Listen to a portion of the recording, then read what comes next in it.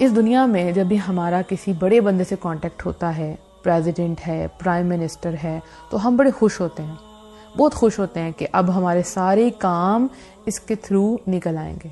ठीक है, हमें पता होता है एक पीछे हमारी सपोर्ट है, कोई मसला हुआ तो ये पीछे से आके हमें सपोर्ट करेंगे, हमारी एक बैक हो जाएगी, है ना।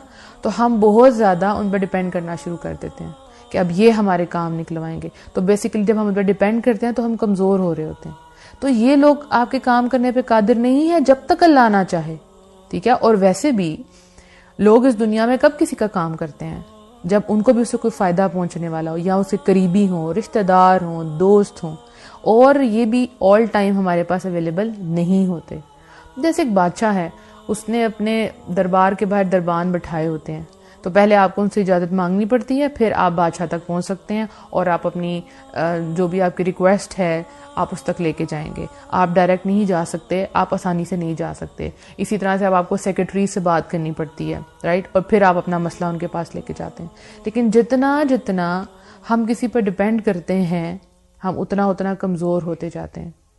हम समझते हैं सारी पार इसी बंदे के पास है, अब इससे हमारा कांटेक्ट हो गया है, मतलब हर मसले का हल अब हमें मिल जाएगा।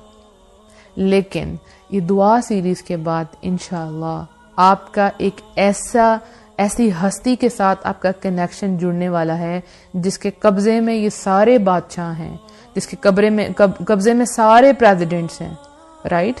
वो ऐसी ज़ात है जो इस कायनात को चला रही है, इसका पूरा सिस्टम चला रही है।